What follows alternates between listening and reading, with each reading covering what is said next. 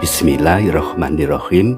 Alhamdulillah masih bisa berbagi dan bercerita kembali kisah tentang para wali, yaitu kisah para aulia yang terdapat di makam Gunung Pring.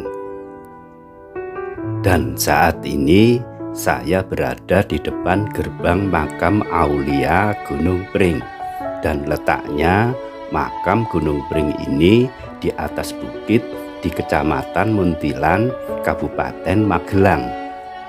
Dan mengapa disebut dengan Gunung Pring?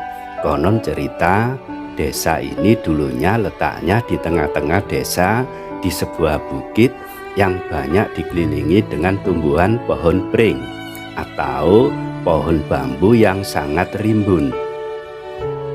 Dan untuk menuju ke makam tersebut harus melewati dan berjalan di beberapa tangga yang cukup menanjak, dan sampai di atas dapat ditempuh dengan berjalan kaki kurang lebih ada 222 tangga seperti yang bisa kita lihat saat ini. Dan di makam Gunung Pring ini terdapat banyak makam para wali lainnya yang sangat terkenal. Di antaranya ada Kiai Haji Raden Santri, Kiai Haji Abdul Rahman, Kiai Haji Dalhar, Kiai Krapyak Jamaluddin, dan lain sebagainya. Dan saat ini berada di lokasi tempat makam Kiai Raden Santri yang memiliki nama asli Pangeran Singosari, dan diceritakan beliau salah satu ulama dalam menyebarkan agama Islam di Magelang dan sekitarnya.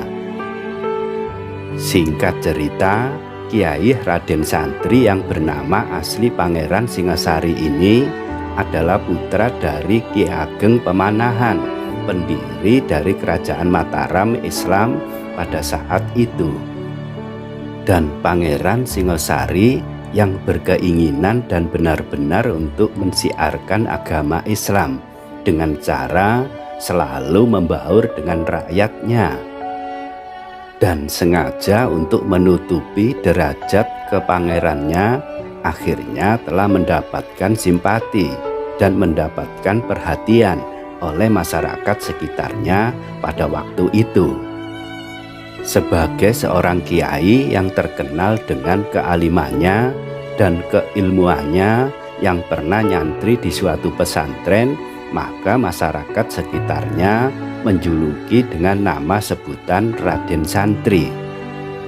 Makam Kiai Raden Santri yang letaknya berada di kawasan di atas Gunung Pring ini juga terdapat ada makam dari anak dan cucu-cucu mereka yang dimakamkan dalam satu komplek. Dengan kewaliannya itu akhirnya dijadikan tempat makam dan banyak dikunjungi oleh umat Islam di berbagai tempat, dan juga dijadikan salah satu tempat wisata religi. Dan nampak di sebelah kanan terdapat makam Mbah Kiai Dalhar. Dalam suatu cerita, Mbah Dalhar adalah salah satu ulama dalam mempertahankan kemerdekaan. Mbah Kiai Dalhar diceritakan seorang imam besar yang lahir di kawasan Pondok Pesantren Darussalam, Watu Coko, Muntilan, Magelang, yang tepatnya pada tanggal 10 Syawal 1286 Hijrah atau 12 Januari 1870 Masehi. Nama yang diberikan oleh orang tuanya dan memiliki keturunan dari Raja Amangkurat III dari Mataram. Dan Mbah Kiai Dalhar meninggal pada 23 Ramadan, tepatnya tanggal 8 April 1959, dan jasadnya dimakamkan di Gunung Pring, Watu Cokol, Muntilan, Magelang. Walaupun sudah meninggal cukup lama, masih tetap harum namanya, dan warga desa sekitarnya sangat menghormatinya. Bahkan para penziarah terus berdatangan. Mbah Kiai Dalhar adalah putra dari ayah almarhum Kiai Abdul Rauf bin Hasan Tuko. Dalam cerita merupakan salah satu yang membantu dalam peperangan Pangeran Diponegoro dalam melawan penjajahan pada waktu itu. Salah satu ulama karismatik dan memiliki karomah ini, Mbah Kiai Dalhar, adalah mursyid tarekat Sadiliyah dan menjadi ulama panutan masyarakat pada saat itu. Dan Kiai Dalhar mendapatkan keilmuannya dari Syekh Asy-Syaikh Ibrahim bin Muhammad Al-Jilani Al-Hasani, atau yang ma'ruf dengan lakopnya Syekh Abdul Kafi Astani. Karena kedalaman ilmunya itu, Mbah Kiai Dalhar dijadikan sebagai gurunya para ulama dan tercatat dalam sejarah sebagai rujukan keilmuannya dalam jaringan ulama se-Nusantara pada saat itu. Itulah sedikit cerita tentang kisah tentang Mbah Kiai Dalhar dan Kiai Raden Santri.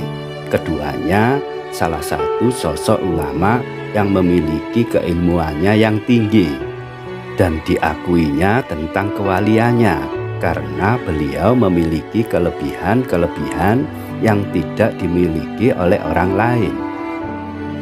Dan dengan kisah cerita singkat ini, semoga dapat menambah pengetahuan dan menjadikan wasilah pada diri kita untuk selalu bertambah mendekatkan diri dan merindukan kita kepada Allah SWT. Yang lebih penting, dapat mencontoh dan meneladani kealimannya dan kesolehannya semasa hidupnya. Dan saya ucapkan banyak terima kasih yang sudah bersama di video ini, dan jangan lupa beri komentar untuk saling berbagi tentang kebaikan.